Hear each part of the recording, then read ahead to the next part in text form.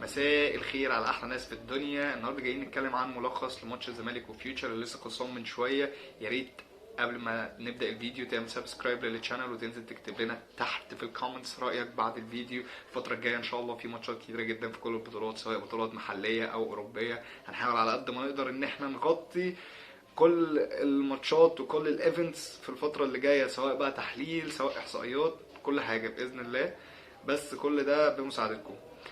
الزمالك واول مواجهه بعد رحيل جيسفالدو فيريرا عن الزمالك، والنهارده كان بيلعب تحت قياده اسامه نبيه. اول ماتش ليه الزمالك بدا بخطه 4-3-3. في حراسه المرمى عواد، على اليمين سيد نيمار، محمد عبد الغني، حسام عبد المجيد، وعلى الشمال كابيتانو الفرقه محمد عبد الشافي. قدامه السيسي ودونجا، يتقدمهم امام عاشور. وفي خط الامام كان عندنا على اليمين زيزو، على الشمال مصطفى شلبي، ومهاجم وحيد التونسي سيف الدين الجزيري اللي ابدع في ماتش النهارده. واخيرا عوده حميده للتونسي سيف الدين الجزيري اللي غايب بقاله كتير قوي عن التهديف من قبل كاس العالم، وهو ما هدفش من ساعه ما رجع. والنهارده بيجيب مش جون واحد، ده بيجيب جونين. الجون الاول جابه في الدقيقه 14 عشان يرد مروان محسن لاعب فيوتشر عليه بعديها ب10 دقائق في الدقيقه 24 بخطا كارثي من محمد عبد الغني مدافع نادي الزمالك، وعلشان يرد سيف الدين الجزيري تاني بعديها ب10 دقائق برده في الدقيقه 34 عشان تبقى النتيجة 2-1 زي ما انتهى اللقاء. بيخلص الشوط الاول اللي كان فيه ندية، كان فيه 3 اهداف، كان فيه هجمة هنا وهجمة هنا، كان فيه استحواذ شوية يميل ناحية نادي الزمالك شوية يميل ناحية نادي فيوتشر، كان فيه هجمات كتيرة جدا، وكان فيه خطورة على المرميين سواء على مرمى نادي الزمالك او مرمى نادي فيوتشر. وبيبدأ الشوط الثاني اللي كان متواضع جدا، بل بالعكس كان في الاغلب الكفة بتميل ناحية نادي فيوتشر. كان هو الأكثر استحواذ، وكان هو الأكثر تمرير، وكان هو الأكثر هجوميا. نروح للإحصائيات اللي أغلبها كانت بتميل لكفة نادي فيوتشر. الاستحواذ مثلا كان 59% لفيوتشر، 41% لنادي الزمالك. التسديد 20 تسديدة لفيوتشر، أي نعم هما منهم 5 اون تارجت والباقي كله اوف تارجت، بس 20 تسديدة مقابل 12 تسديدة بس لنادي الزمالك. وطبعا نتيجة الاستحواذ دي بتنعكس على عدد التمريرات اللي عملها فيوتشر ب 492 باس مقابل 355 باس لنادي الزمالك، وده طبعا واضح جدا من نسبة الاستحواذ، وواضح جدا لكل اللي شاف الماتش. على الرغم من الفوز، الا ان رأيي الشخصي ان اداء نادي الزمالك مش احسن حاجة، بس برضه في نفس الوقت ما نقدرش نقول ان نادي الزمالك كان وحش النهاردة، لانه عائد من 6 ماتشات ورا بعض بدون فوز. هزيمه من النادي الاهلي، خروج من الكاس، وهزيمه من بيراميدز، هزيمه من نادي اسوان، التعادل مع الداخليه، فانت 6 ماتشات مفيش فوز.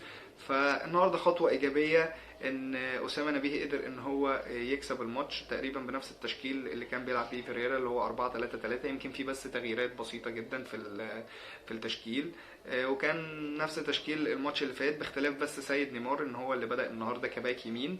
عمر جابر نزل في الشوط الثاني، وحتى التبديلات ما كانتش مقنعه للدرجه. يعني نزل يوسف اسامه نبيه والعائد بعد سنين وليالي ابراهيم اناداي السنغالي، حلوه القافيه دي، رجع النهارده بعد تقريبا غياب 3 شهور او اكتر من بدايه الموسم، من بدايه الدوري. خد اسامه نبيه اداله 5 دقايق اكيد علشان بيجهزوا للفتره اللي جايه كيبقى بديل او يبقى اساسي على مصطفى شلبي، اللي اداؤه برضو لحد دلوقتي ما اثبتش نفسه في سكواد نادي الزمالك الاساسي.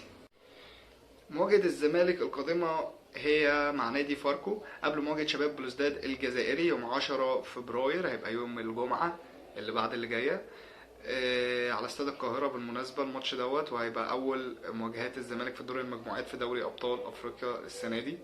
خسارة فيوتشر النهاردة عطلته شوية من انه يلحق النادي الاهلي، يعني جت في مصلحة النادي الاهلي كمان مع تعادل بيراميدز مع سيراميكا كيلوباترا النهاردة 2-2. كان الماتش كان في نفس توقيت ماتش الزمالك وفيوتشر، الماتش خلص 2-2.